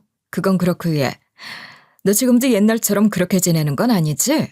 딱 한마디 하신 건데 뭔가 엄청 의미심장하더라고요. 아니나 다를까. 엄마 말을 들은 시모는 당황하는 듯 했어요. 옛날처럼이라니 무슨 소리야? 아휴, 너도 참 애들 앞에서 그렇게 말하면 애들이 무슨 오해라도 하겠다. 내가 학교 다닐 때 무슨 짓이라도 하고 다녔던 소리로 들리잖아. 그렇게 말씀하시는 시모 목소리는 살짝 떨리기까지 하는 거예요. 그제야 시모가 학교 다닐 때 뭔가 좀 안 좋은 무리와 어울렸던 게 아닌가 하는 눈치를 채게 됐죠. 엄마도 시모도 직접적인 표현을 하진 않았지만 분위기가 딱 그랬어요. 애들이 서로 좋다고 하니 난 옛날 일 걸고 넘어지며 결혼 반대할 생각은 없으니까 오해 마. 애들 원하는 대로 결혼시키고 싶고 또 애들이 잘 살았으면 좋겠어. 그런 마음으로 나온 거야. 그러니 사돈이 우리 딸 좀 잘 봐달라는 얘기야. 무슨 내가 옛날에 무슨 짓이라도 저지르고 다는 줄 알겠다. 정말 나 학교 생활 잘했잖아. 왜 그러니? 자꾸 옛날 일을 언급하는 게 싫은지 시모는 조금 퉁명하게 대꾸를 하시더라고요. 그러니까 뭔가 숨기고 싶은 걸 들켜버려 신경이 곤두선 사람처럼 말이에요. 그러시더니 그래도 계속 저희 엄마 눈치가 보이는 건지 아니 뭔지 모를 기에 눌린 건지 금방 이렇게 덧붙이긴 하셨어요. 그리고 뭐 그런 당연한 소리를 해. 나도 이 결혼 지지하고 있고 내 며느리한테도 이미 잘해주고 챙겨주고 있단 말이야. 내가 네 딸 시집살이라도 시킬까봐 그러는 거면 걱정하지 마. 난 좋은 시엄마 될 자신이 있는 사람이야. 전 속으로 이미 시집살이가 시작된 것 같으니 이런 자리까지 만들어진 건데 무슨 말씀을 하시는 건가 싶은 마음도 있었지만 두 분 사이 분위기가 좋게 마무리되길 바라는 마음으로 잠자코 있었고 엄마도 시모가 그렇게 잘하겠다고 하니 별다른 얘기는 더 이상 안 하셨어요. 그렇게 시모의 시집살이에 대한 우려, 또 두 분 엄마 사이에 심상치 않은 기류가 오고 갔던 일이 있긴 했지만 그럭저럭 결혼을 하긴 했습니다. 그 정도 우여곡절이야 결혼 준비하면서 다들 겪는 거라고 생각하려고 했던 것 같아요. 그렇게 하게 됐던 결혼인데 결혼을 하고 보니 남편이라는 사람은 제가 생각하고 기대했던 거랑은 완전히 딴판이더라고요. 집안일에는 일체 손 하나 까딱 안 하고 받는 게 당연하다고 생각하며 당당하게 부려먹기까지 하는 거예요. 퇴근하고 부랴부랴 집에 와서 저녁상 차려 먹이는데도 고맙다는 말은커녕 반찬투정이나 하질 않나. 정말 속이 부글부글 끓더라고요. 게다가 뭐라는 게 아니라 진짜 기가 막혀서 한번 들어보세요. 자기야, 음식물 쓰레기 이거 좀 금방 버리고 와줘. 집에 두면 냄새 나니까 바로 버리는 게 좋잖아. 내가 제일 꼴 보기 싫은 게 음식물 쓰레기 들고 엘리베이터 타는 남자들인데 나보고 지금 그걸 하라는 거야? 나 지금 설거지 하잖아. 그러니까 금방 내려갔다 와줘. 이게 뭐 얼마나 걸리는 일이라고 그래. 그렇게 얼마 안 걸리는 일이면 네가 금방 버리고 와서 설거지하면 되잖아. 난 정말 그건 싫어. 그리고 내려간 김에 콜라 좀 사오면 되겠네. 냉장고에 콜라 딱 떨어졌더라. 그런 게 눈에 안 들어오냐? 이래서 사람들이 결혼하고 나면 다른 사람 된다고 하는 건가 싶었죠. 제가 바로 그런 소리 하는 사람이 된 거예요. 결혼 전 제가 알고 있던 남편은 온데간데 없고 남편의 진짜 모습이란 것은 결혼하고 나서야 알게 된 것 같았습니다. 심지어 내가 집에서 살림만 하는 사람이 아닌데도 불구하고 너무 당연하게 집안일은 다 제게 떠넘기니 이건 정말 아니다 싶더라고요. 그리고 그런 건 신혼 초에 제대로 바로잡아야 한다는 생각도 들어서 나를 잡고 남편에게 말했어요. 해도 너무한 거 아니야? 내가 전업주부도 아니고 가뜩이나 요즘 회사 일도 정신없는데 어떻게 집안일은 이렇게 나만 하는 일이 되는 거냐고. 이럴 게 아니라 집안일 분배 좀 해야겠어. 집안일 분배라니? 나 좀 당황스럽네. 아니, 난 자기가 가정적이고 여성스러운 게 좋아서 결혼한 거야. 남편 잘 공경할 줄 아는 여자라고 생각해서 높이 샀던 건데 이제 결혼했다고 본색 드러내는 거야? 정말 어이없지 않나요? 남편은 그렇게 오히려 저한테 결혼 전과 다른 모습이라며 짜증스럽게 말을 하는 겁니다. 뭐라고? 지금 나더러 변했다는 거야? 내가 변했어? 자기가 이러는 건 당연한 거고? 아니, 내가 뭘 어쨌다고 그래. 원래 네가 나한테 뭐든지 다 맞춰주고 해주고 그랬던 거잖아. 갑자기 왜 이러냐고요. 그러니 내가 사람이 변했다는 소리 안 하겠어? 누가 할 소린데. 누가 변했는데 나한테 이러나 싶고 집안일은 여자가 해야 한다는 고리타분하고 가부장적인 사고방식에 휩싸여 소위 가스라이팅 하려는 게 뻔히 보였어요. 그런데도 그런 남편을 붙들고 뭐라고 더 싸움을 해야 하는 것인지 맥이 탁 풀리고 거기서 더 싫은 소리를 할 의지가 꺾였던 것 같아요. 그러니 결국 어쩔 수 없이 제가 집안일을 도맡아 하게 됐고, 그걸 고맙게 생각하기는커녕 당연하게 여기는 남편 때문에 이후로도 사소한 다툼이 반복되기는 했죠. 그러면서 서운함만 점점 커져갔던 것 같아요. 아무것도 해결되거나 풀어진 것 없이 똑같은 상황이 되풀이되니 저도 지치는 거예요. 제가 결혼을 한 건지 식모로 고용이 된 건지 구분이 안 되는 것 같았어요. 그러면서 자연히 남편에 대한 감정도 식어갔던 거죠. 정이 떨어진다는 게 그런 건가 싶더라고요. 급기야 남편 손길만 스쳐도 그게 싫어서 피하게 되는 거예요. 그러니 남편은 그것 때문에 또 화를 내고, 그래서 다시 크게 싸우게 되고, 결국 남편도 제게 재미없다는 둥, 짜증난다는 둥 그런 말을 한 겁니다. 이전 남자친구들에게 들어서 상처가 됐던 그 말들을 결국 남편에게도 듣게 된 거예요. 상황은 다르지만 말이에요. 제가 그런 말들에 상처를 받았다는 걸 너무 잘 아는 남편이 너무나 또렷한 목소리로 같은 말을 하니 그게 제게는 훨씬 더 아프게 느껴졌던 것 같아요. 제가 그럴 걸 아니까 일부러 더 그러는 것 같더라고요. 남편도 저도 서로에게 그 정도로 마음이 식어버린 거였습니다. 그런 상황에서 결혼 생활을 유지해야 하나 그런 고민도 안 했던 게 아니에요. 그러나 그게 말처럼 쉬운 건 아니니까 늘 그렇게 생각만 좀 하다가 말고 그랬던 것 같아요. 회사 다니고 살림하는 것만 해도 하루가 숨차게 바빴거든요. 그렇게 하루하루 시간만 가고 있었죠. 사이가 소원해지면서 주말에도 남편은 집에 잘 붙어있질 않았으니 주말은 온전히 저 혼자만의 시간이긴 했어요. 그럼 뭐 하나요? 주말에도 집안일 할 게 쌓였으니 맘껏 쉴 수도 없더라고요. 그러던 어느 주말, 그날도 남편은 집에 없었고 저 혼자 좀 늦게 일어나서 집안 청소부터 하려고 했거든요.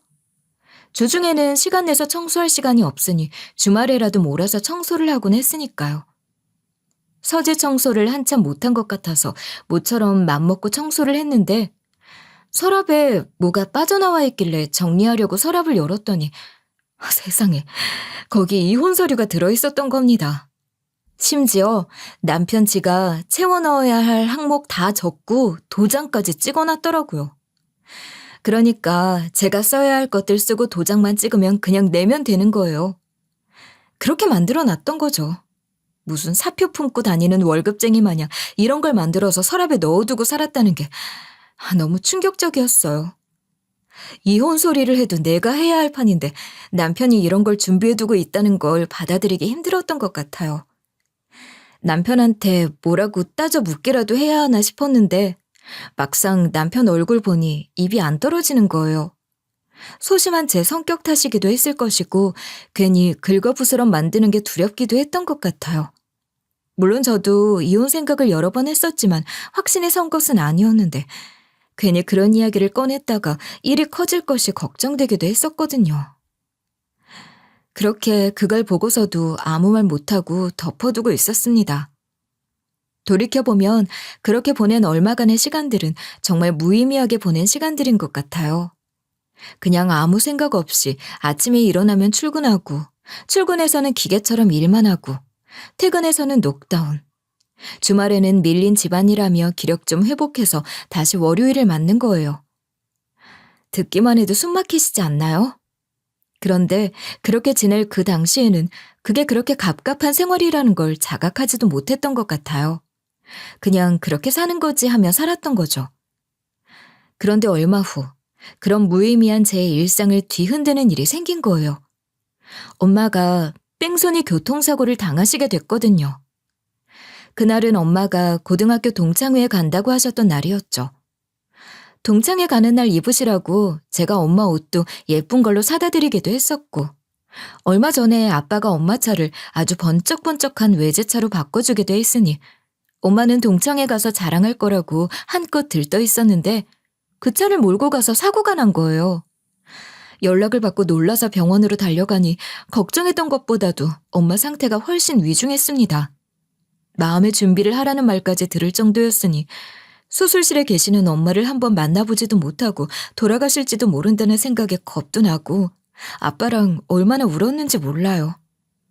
엄마가 사고를 당한 곳은 시 외곽 한적한 교차로였는데 워낙 조용한 동네라 딱 그 도로 주변에는 CCTV도 없고 애매한 시간대여서 지나가는 차도 없었는지 엄마 차 사고 난 것을 보고 신고한 분도 사고 나는 현장은 보지 못했고 주변으로 지나가다가 사고가 나 있는 것을 보고 신고한 거라고 했대요.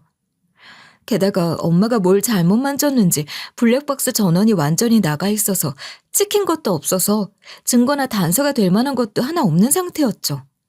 그러니 당장 어떻게 사고가 난 것인지 알지도 못하는 상황에서 엄마 수술이 잘 끝나기만 기다려야 했어요. 그런 중에 경찰들이 병원에도 계속 왔다 갔다 하면서 상황을 알려줬는데 뺑소니 차량을 특정하기까지 시간이 좀 걸리긴 하겠지만 최선을 다해서 잡겠다고는 하더라고요.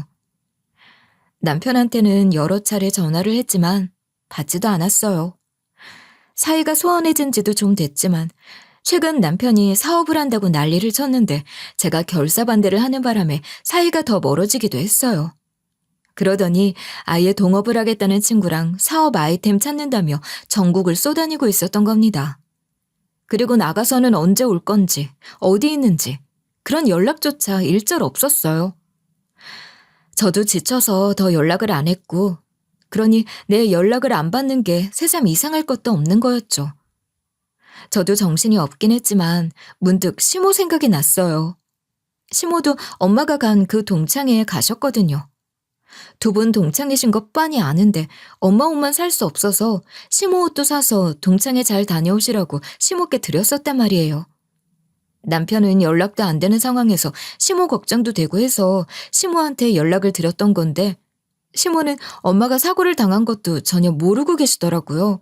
어머, 사고라니? 이게 무슨 일이야? 방금 전까지 같이 웃고 떠들었는데 믿을 수가 없구나. 그래, 상태는 어떤 거야? 괜찮은 거야? 어쩜 좋으니?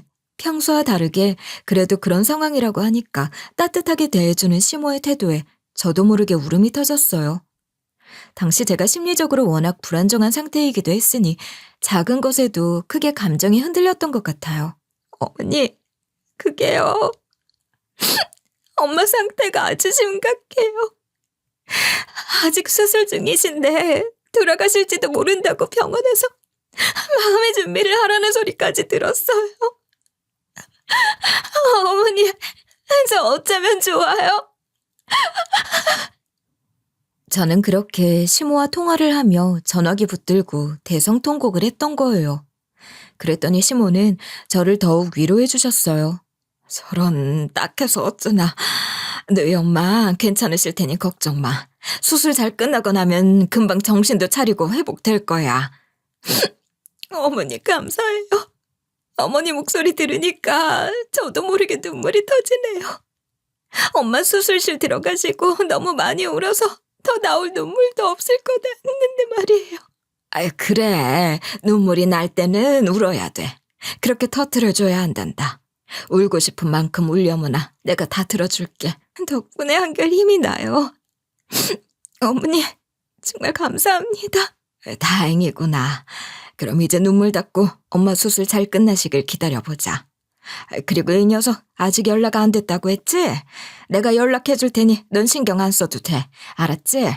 시모와 엄마 두 분이서 앙숙이라고만 생각했는데 그래도 가족으로 엮이면서 미운 정이라도 쌓이셨나 싶었고 그렇게 마음을 써주는 시모에게 너무 고마웠어요.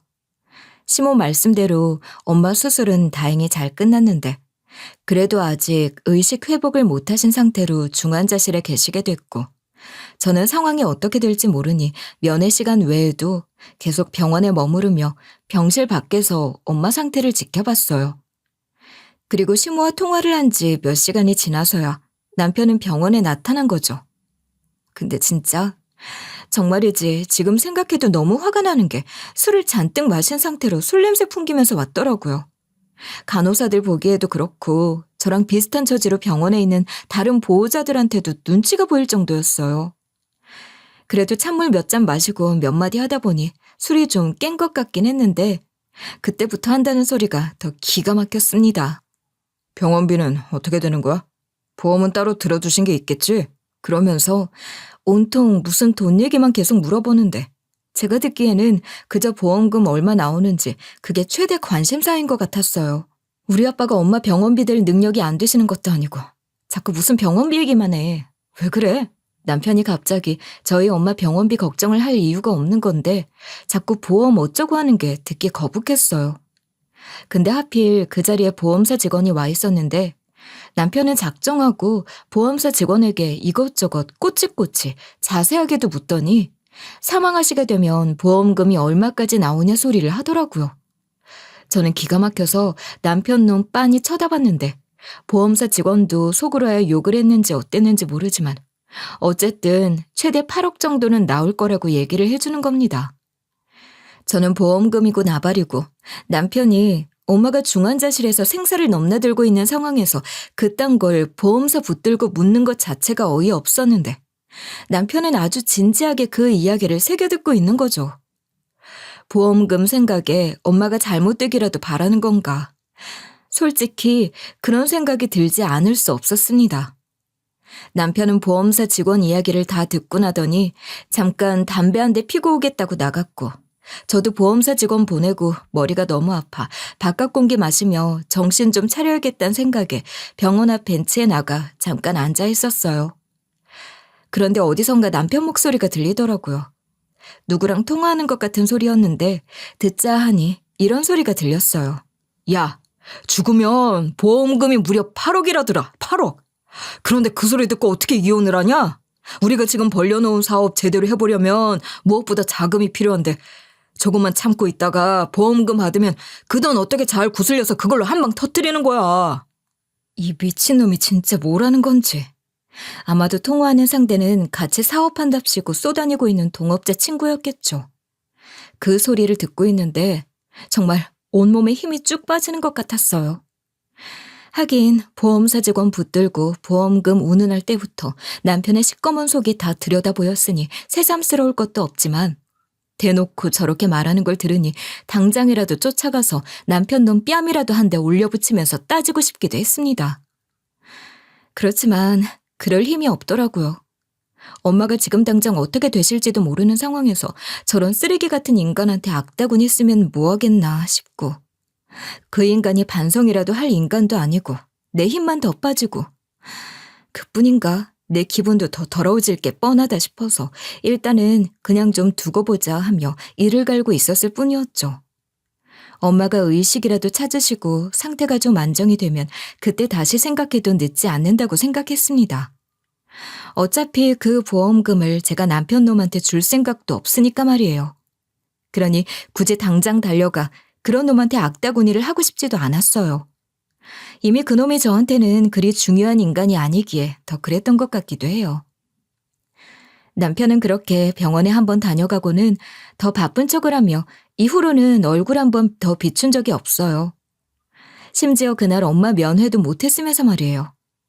그 인간한테 그런 게 중요할 리가 없는 겁니다. 모르긴 몰라도 엄마 보험금 나오면 그거 어떻게 쓸 건지 그 궁리하고 다니느라 바쁠 거예요. 어이없는 거죠.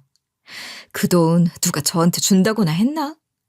김칫국 마시든 말든 내 알 바 아니라고 생각했어요. 그리고 사실 그딴 거에 신경 쓸 겨를도 없었거든요. 병원에서 엄마 상태 살피며 뺑소니범 잡히기만을 기다리고 있었으니 말이에요. 경찰에서 말하길 그곳이 외진 곳이긴 하지만 한밤중은 아니었으니 딱 그 위치가 아니어도 주변 도로 CCTV로 그즈음 그곳을 지나갔을 것으로 추정되는 차량들을 추적해 블랙박스를 확보하고 동네 사람들 협조를 받으며 범위를 좁혀가고 있으니 곧 뺑소니 차량을 특정할 수 있을 거라고 하더라고요. 그리고 엄마도 의식을 회복하셨어요. 수술이 잘 되긴 했지만 엄마가 의식을 회복하는 것이 관건이었는데 병원에서도 정말 다행이라고 해서 아빠와 전 한시름 덜게 됐죠. 그리고 이어서 뺑소니 차량을 특정할 수 있게 됐다고. 그러니까 뺑소니범을 잡았다는 연락도 받게 된 겁니다. 모든 우려했던 일들이 차례대로 다 해결이 된 것 같았어요. 엄마가 눈을 뜬 지 얼마 안 돼서 남편이 헐레벌떡 병원으로 오더니 저한테 그러더군요. 장모님 깨어나셔서 얼마나 다행이야. 근데 뺑소니범은 아직 소식 없어? 그놈 잡히면 그놈한테도 합의금 왕창 받아야 하는 거 아니야? 장모님 진짜 큰일 나실 뻔한 거잖아. 뺑소니범 잡히기만 하면 나한테 말해. 그런 인간들은 내가 상대해줄게. 엄마가 깨어났다고 하니 사망보험금 못 받게 된 게 아쉽다는 듯이 입만만 다시더니 뺑소니범한테서 한몫 잡을 생각을 하는 것 같더라고요. 그래서 제가 그랬어요. 그래? 그럴 작정이셔? 그럼 네가 그 뺑소니범 만나서 합의금 왕창 뜯어내봐. 뺑소니범 잡힌 거야? 오케이, 좋았어. 나한테 맡겨. 그것들도 형사처벌 받는 건 겁날 테니 합의가 답이거든. 연락처부터 넘겨줘봐. 경찰한테 물어봐야 하나? 그럴 거 없어. 그 뺑소니범 너도 아주 잘 아는 사람이거든. 그게 무슨 소리야? 뺑소니범이 누구길래 그래? 너희 엄마. 어머니가 우리 엄마 사고 내고 도망간 뺑소니범이라고. 알겠어? 남편은 제 말이 무슨 말인지 한 번에 알아듣지도 못하는 것 같더라고요. 하긴 저도 처음 그 사실을 알았을 때 제 귀를 의심했으니 그러는 게 무리는 아니죠. 제가 또박또박 다시 한번 사실을 적시해주니 남편은 그야말로 망연자실했어요. 그런 남편에게 제가 말했죠. 네 엄마한테 네가 그런 얘기하는 건 좀 어려울 것 같은데. 안 그래? 그러니 뺑소니범인 너희 엄마한테 합의금은 내가 받아내는 게 좋을 것 같아. 네, 여러분. 저희 엄마를 그렇게 만든 뺑소니범은 다름 아닌 저희 시모였던 겁니다. 이 얘기를 하고 있는 지금도 그 충격이 아직 가시지 않은 것 같아요. 그러나 그것은 명백한 사실이었고 엄마에게도 그 사실을 알려야 했죠. 엄마는 일반 병실로 옮겼고 빠른 속도로 좋아지고 있었는데 상태가 좋아지시니 바로 사고 당일에 대해 알고 싶어 하시더라고요. 엄마가 너무 충격을 받으실까 걱정이 되기도 해서 담당 의사에게 상담까지 받고 차분하게 사고 경위와 시모가 뺑소니범이었다는 것까지 엄마에게 차근차근 말씀드렸어요. 다행히 엄마는 비교적 담담하게 그 사실을 받아들이시는 것 같더라고요. 그리고 그 동창회 날 있었던 일들을 얘기해 주셨죠. 너도 대충 눈치를 채고 있었겠지만 늘 시모 말이야. 학교 다닐 때 보통 날라리가 아니었거든. 똑같은 것들끼리 무리지어 다니며 애들 괴롭히는 못된 짓도 많이 했어. 뭐 대충 그런 것 같다는 건 알고 있었어. 그날 왜 나 결혼하기 전에 엄마랑 어머니랑 셋이서 밥 먹었을 때 있잖아. 그날 분위기 보니까 알겠더라고. 그랬을 줄 알았어. 그러라고 말을 한 거기도 하고 말이야. 그런데 늘 시모는 네가 생각하는 것 이상으로 평판이 안 좋아. 동창회에 초대도 못 받을 정도로 말이야. 학교 다닐 때 너희 시모한테 당한 친구들이 얼마나 많은데.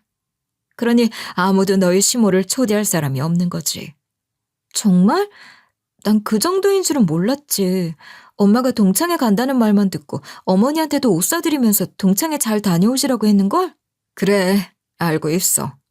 그렇지 않아도 네가 그러는 바람에 네 시모가 나한테 전화를 해서는 뭐라고 한참 따졌거든. 뭐? 뭐라고? 뭘 따졌다는 거야? 나한테는 아무 내색 없이 고맙다 소리만 하더니 엄마한테 뭐라고 한 건데?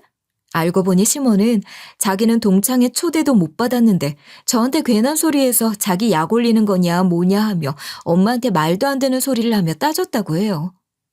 엄마는 들을 것도 없이 어이없는 소리라서 상대도 안 했다 하지만 괜히 또 제가 죄송했던 거죠. 엄마는 그러면서 시모한테 그러셨대요. 그게 지금 시모가 엄마한테 따질 일이냐고 말이에요. 혹시 동창회 초대 못 받은 게 억울해서 그런 거면 엄마가 초대해 줄 테니 오고 싶으면 오라며 시간과 장소 다 알려줬다는 거예요. 내가 만약 올 수 있으면 와보라는 식으로 말을 해선지 늘 시모는 약이 잔뜩 올라 씩씩거리면서 동창회에 굳이 나타났더라. 그러고도 거길 갔다는 것부터 난 너무 이상해. 그러고 싶을까 몰라. 누가 아니라니. 그리고 이왕 그렇게 왔으면 그자라도 좀 좋게 풀었으면 됐을 것을. 옛날에 자기가 심하게 괴롭혔던 친구들 알아보면 또 무시하려고 하는 거야. 진짜 왜 그러시는 거래? 그렇게 해야 무시를 안 당하는 거라고 생각하는 건가? 뭐가 됐든 다들 나이 먹고 이제 와서 늘 시모가 태도를 조금만 좋게 해줬더라면 받아주고 쉽게 풀렸을 수도 있었을 텐데 그렇게 나오는 게 어처구니가 없는 거지 뭐니. 시모가 그렇게 나오는 바람에 엄마가 그런 시모를 제지하고 나섰고 엄마가 그러고 나서니 다른 동창들도 하나같이 시모를 비난했다고 해요. 시모가 아무리 끝발날리던 일진의 날라리였다고 한들 혼자서 동창들을 다 당할 수는 없는 거죠. 그러니 괜히 나타나서 망신만 실컷 당한 게 아니겠어요? 아니, 근데 그러면서도 그래도 끝까지 자리 지켜 동창회 끝날 때까지 있었다는 거야? 그랬으니 엄마랑 비슷한 시간에 나오다가 그런 사고를 낸 거 아니야. 내 말이 그 말이야. 그러고도 거기 계속 앉아있기는 하더라고. 하여간 정말 이상한 애야. 동창회 파하고 다들 헤어져서 나도 차를 타고 가려고 하는데 내 시모가 기다렸다는 듯이 그러더라고. 엄마한테 뭐라고 또 따지려고 그때까지 있었던 거 아니야? 정말 징하다. 그랬을 수도 있지. 나한테 막 그러대. 왜 친구들 앞에서 망신을 주고 그러냐고. 동창회 있는 것도 안 알려주고 따돌리더니 어떻게 그러냐고 하면서 막 그러는 거야. 진짜 어이없다.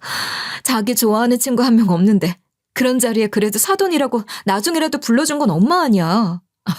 얘, 이러고 저러고 말하는 것도 너무 성가신 거야. 동창회 때 하도 떠들어서 진도 빠져 있었으니 이야기할 힘이 없어 상대 안 해주려고 하고 내 차 타버렸거든. 그러니 시모가 엄마 차에 따라붙어서 가다가 그런 사고를 냈던 모양이네. 그랬어요. 엄마는 시모 뿌리치고 차에 타고 출발을 해버렸는데 그러고는 얼마 지나지 않아 신호 위반한 어떤 차가 돌진에 들어오는 것을 본 것 같다고 했어요. 엄마가 의식을 회복했을 때도 사고가 나던 당시를 그렇게 기억했었거든요. 그러나 사고를 낸 것이 시모일 줄은 엄마도 전혀 몰랐던 거죠. 경찰들이 수집한 자료와 시모의 진술에 의하면 시모는 신호를 제대로 보지 못한 상태로 엄마 차를 들이받았는데 엄마 차는 시모 차에 부딪히며 갓길의 바위에 심하게 충돌했고 그 충격으로 엄마 사고는 대형 사고가 됐던 반면 시모 차는 엄마 차와 부딪히기만 한 상태로 제동을 잘해서 2차 충격은 없었고 시모는 사고가 커진 것을 보고 당황한 나머지 그 자리에서 도망친 것 같다고 했어요. 그러나 시모는 끝까지 급발진을 주장하며 자기도 억울하다고 일부러 사고를 내려고 낸 것이 아니라고 하더군요. 그러나 요즘 세상에 얼마나 과학적으로 조사가 이루어지는가 말이에요. 조사 결과 운전 미숙으로 판명이 났고 시모는 꼼짝없이 그 죄를 물어야 하는 상황이 됐습니다. 급발진이었다 하더라도 뺑소니 죄가 사라지는 것은 아닌데 심지어 자기 잘못으로 사고가 났고 그 사고가 꽤 큰 사고라는 걸 알면서도 아무런 신고 조치 없이 뺑소니를 친 것이니 죄질이 아주 악질인 거죠. 그러니 시모는 남편한테도 그 말을 못하고 전전긍긍하는 것 같았고 저도 남편과 연락을 거의 안 하는 상태에서 정확히 판명나지 않은 시모의 이야기를 굳이 남편에게 하고 싶지 않았어요. 이럴 때일수록 침착해야 하잖아요. 그런 상태에서 남편이 저를 찾아와 뺑소니범 보험금 운운하는 이야기를 하길래 그 자리에서 시모가 뺑소니범이었다는 사실을 밝힌 거예요. 보험사 직원한테 물어보니 이런 경우 합의금으로 5억은 받을 수 있다고 하더라. 그러니 가서 그 돈 준비나 하라고 해. 남편은 넋이 나가 있더니 5억 소리에 정신이 번쩍 드는지 다급한 목소리로 절 붙들고 그러는 거죠. 5억? 무슨 소리 하는 거야? 5억은 무슨 5억이야? 무슨 합의금이 로또도 아니고 말도 안 돼. 보험사 직원 말이 우리 엄마 죽다 살았는데 이 정도로 심하게 다친 경우 보통 3억 정도는 받는다더라. 그런데 우리 엄마 차 뽑은 지 얼마 되지도 않았던 외제차였던 거 알지? 그 차도 완전 박살났는데 이 정도면 5억은 충분히 받는다던데? 5억 밑으로는 합의해주지 말라고 해서 그럴 작정이야. 뺑소니 사고였으니 시모가 무슨 보험에 가입이 되어 있다고 하더라도 형사 합의금에 변호사 선임 비용, 벌금 같은 건 보장이 안 되는 거죠. 하여간 전 그 이하로는 절대 합의할 생각 없으니 변호사 선임 하든 말든 알아서 하라고 단호하게 말했어요. 그게 무슨 소리야. 엄마가 무슨 생각으로 뺑소니까지 쳤는지 모르겠지만 당황해서 그랬을 거야. 가족끼리 합의가 웬 말이야. 자기야, 그러지 말고 나랑 얘기를 좀 더 해보자. 그러면서 절 붙들고 무슨 얘기라도 하려는 것 같던데 다급하게 머리 굴리는 소리가 다 들리는 것 같아서 정말 역겨웠어요. 지금 이 상황에서 무슨 말로 절 설득할 수 있겠어요? 그런데도 제 앞에서 그렇게 빤히 보이게 머리를 굴려보려고 하더라고요. 일단 합의금이 아니어도 보험금도 꽤 나올 거 아니야. 그치? 남편 입에서 그놈의 보험금 소리가 나온 순간 저는 뚜껑이 열려버렸습니다. 더 들어줄 것도 없고 못 참겠더라고요. 그래, 우리 엄마 죽는 거 아니어도 3억 정도는 보험금 나온다고 하더라. 그래서 그 돈으로 네 사업 자금이라도 되려고 눈독 들이고 군침 흘리니? 꿈깨. 아니, 자기야, 왜 그렇게 화를 내고 그래? 내 말은 그런 얘기가 아니라 다른 사람도 아니고 가족 간에 일어난 일이니까. 가족? 너 자꾸 가족 어쩌고 할래? 가족 같은 소리하고 앉아있네. 서재 네 책상 서랍에 고이 모셔놓은 그 이혼 서류는 내가 친히 접수했으니 그렇게 알아. 그놈의 가족 소리 더는 못하게 만들어줄 테니까. 시모의 뺑소니와 별개로 엄마가 이런 상황인데 걱정도 하지 않고 보험금에 군침이나 흘리는 남편이라는 인간에게 환멸을 느낀 전 엄마가 어느 정도 회복되어 마음이 좀 편해지자 남편과 이혼을 해야겠다고 결심을 했거든요. 그동안 고민만 하고 있었던 것을 이제 드디어 마음의 결정을 내린 거죠. 그리고 그 서류 빈칸에 제가 적어 넣어야 할 것들을 마저 작성해서 제출해버렸던 겁니다. 그 얘기를 하니 남편은 기겁을 하더라고요. 그걸 언제 봤어? 그런 걸 봤으면 나한테 얘기를 하지 그랬어. 그거 너랑 이혼할 생각으로 갖고 있던 거 아니야. 그냥 아무 의미 없는 거야. 그러니까 그게 뭐냐면 말이야. 그 좋지도 않은 머리 그만 굴려. 네 머리 들그럭 굴러가는 소리도 그만 듣고 싶거든. 남편은 당황해서 횡설수설했으나 전 더 이상 남편이 하는 이야기에는 관심도 없었어요. 헛된 희망 갖지 말라고 알려주는 거니까 똑바로 들어. 그날 네가 병원에서 네 동업자랑 통화하면서 우리 엄마 보험금 노리는 것도 다 들었고 그것만 해결되면 어차피 너도 나랑 이혼하려고 했던 거 아니야? 내가 다 들었는데 무슨 할 말이 더 있어. 그러니까 그건 그 동업자 녀석이 말을 좀 이상하게 유도해서 그래서 그런 거야. 내가 다 설명할게. 아직도 내 말귀를 못 알아먹겠니? 여러 사람 피곤하게 하지 말고 그냥 이혼하자고. 난 더 할 말 없어. 저는 그렇게 남편에게 제가 할 말 다 하고 돌아서 버렸습니다. 그랬더니 바로 다음 날 남편은 시모와 함께 찾아와 매달리며 빌기 시작하더군요. 엄마랑 밤새 고민했는데 아무리 고민을 해도 당장 그 돈을 어떻게 만들겠어. 제발 합의금만이라도 조금 낮춰줘. 부탁이야. 무슨 합의를 가해자 사정 봐가며 해? 그럴 생각 없어. 내가 정말 죽을 죄를 지었어. 사고를 내긴 했는데 뭘 어떻게 해야 할지 겁만 덜컥 나서는 나도 모르게 도망을 치고 말았지 뭐냐. 내가 너희 엄마한테도 평생 속죄하며 살 테니 사정을 좀 봐주렴. 그 돈이 우리가 어디 있겠어. 어머니, 아니 이제 어머니라고 부르기도 싫어요. 그러는 당신은 우리 엄마 차 들이받고 도망칠 때 우리 엄마 어떻게 될지 그런 생각은 안 했어요? 사람 목숨이 걸린 일이었다고요. 우리 엄마 어떻게 될 수도 있었는데 그깟 합의금 깎아달라고 이딴 소리가 나와요? 그래, 너 하고 싶은 대로 다 해. 욕을 해도 좋고 하고 싶은 소리 다 하렴. 너희 엄마도 내가 직접 만나서 사과하고 너희 엄마가 하는 말도 내가 다 들을 참이야. 일반 병실이라 면회도 된다고 하던데 내가 지금 너희 엄마 좀 만나보면 안 되겠니? 우리 엄마 겨우 안정되고 있는데 당신 보고 혈압 오르게 할 일이 있어요? 우리 엄마 절대 안 보여줄 거니까 그만 돌아가세요. 내가 다 잘못했어. 앞으로 정말 잘할게. 자기가 하자는 대로 다 할 거야. 살림도 내가 다 하고 뭐든지 다 내가 맞춰줄게. 남편이 아무리 간절하게 매달려도 제게는 그 모든 게 가소로울 뿐. 남편이 하는 이야기가 제대로 들리는 게 하나도 없었어요. 너한테 다 맞춰주는 게 당연하다더니. 사람 참 간사한 거야. 그치? 병원에서 소란 피우지 말고 돌아가. 계속 이러면 조치를 취할 수밖에 없어. 험한 꼴 당하고 싶어? 그러니 남편도 시모도 이러지도 저러지도 못하고 쩔쩔매다가 어쩔 수 없이 돌아가긴 하더군요. 제가 절대로 봐주지 않을 거라는 걸 알았을 테고 그렇다고 시모를 깜빵에 보낼 수는 없을 테니 남편이란 놈은 발등에 불이 떨어져서 어떻게든 돈을 구하려고 하는 모양이었어요.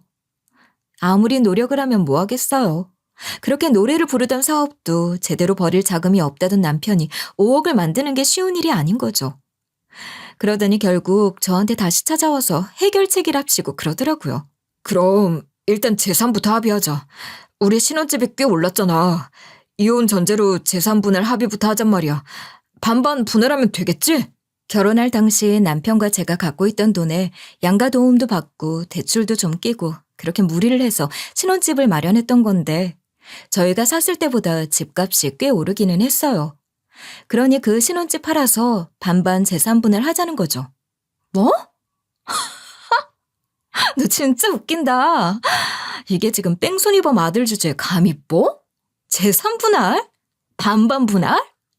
제3분할 청구 소송에서 또 변호사 선임하고 진흙탕 싸움하고 싶으면 마음대로 해. 제가 어이가 없다는 듯이 말하며 다시 얘기해보라고 하니 바로 깨갱하고서는 제가 원하는 대로 따르겠다고 하더라고요. 그렇게 신혼집은 완벽한 제 소유가 됐고 명의도 제 명의로 바로 바꾸긴 했어요. 저는 그 집 팔 생각 없었으니까요. 엄마는 상태가 나날이 호전되고 있어요. 병원에서는 이대로라면 곧 퇴원도 할 수 있을 거라고 해요. 병원 생활을 힘들어하던 엄마는 그 얘기를 듣고 더 힘을 내는 것 같아서 얼마나 다행인지 모른답니다. 그리고 엄마 병문안 온 동창분께 들은 건데 시모가 살던 집을 다 날리게 생겼다는 거예요. 뭐라더라? 그래, 걔 아들이 무슨 사업자금 들어올 때가 있다고 하면서 집담보로 대출을 해달라고 했었대. 기가 막혀서. 그 사업 자금이라는 게 뭔지 아세요?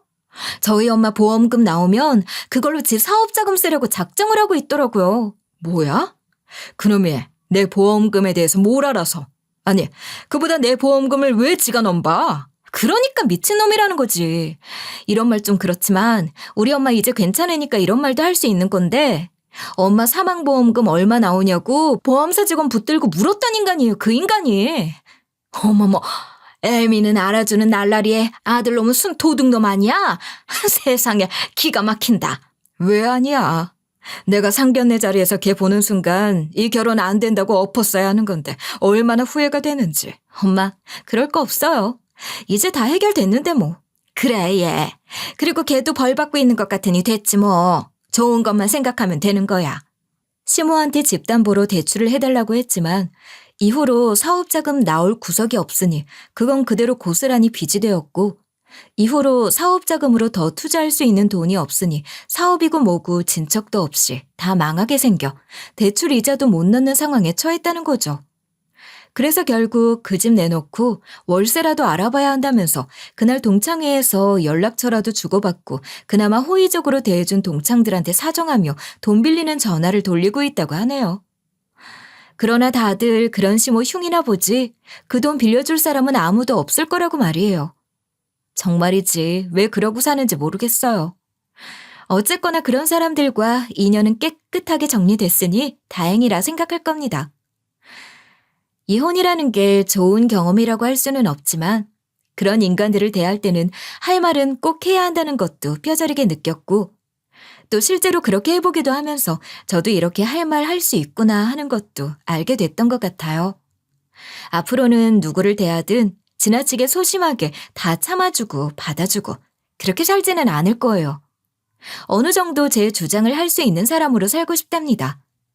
지금까지 늘 그런 마음이 있긴 했지만 마음만 있지 행동으로 옮겨지지가 않던데 이 일 겪으면서 저도 모르게 그런 것도 해보게 됐고 한번 해보니 영 못할 것도 없다 싶은 거예요. 이래서 경험이 중요한 거다 싶더라고요. 여러분, 이상으로 소심한 제가 결혼하고 이혼하기까지의 이야기를 다 해드렸어요. 이야기를 정리하면서 문득 정말 감사한 일이 많았구나 새삼 느끼고 있답니다. 엄마가 이렇게 회복하지 못하셨더라면 제 이야기는 전혀 다른 이야기가 될 수도 있었을 텐데 얼마나 감사한 일이냐고요. 근데 그렇게 큰일이 아니더라도 일상에서 놓치는 감사해야 할 일이 참 많다는 생각도 들었어요. 참으면 안 되는 걸 참아서도 안 되지만 감사해야 하는 걸 당연하게 여겨서도 안 되는 거다. 뭐 그런 생각이 들어요. 제 이야기를 들으면서 여러분은 어떤 생각을 하셨나요? 어떤 상황에 계시든지 제 이야기를 이렇게 끝까지 들어주신 것만으로도 제게는 여러분이 큰 위로가 되는 거랍니다. 정말 감사드리고요.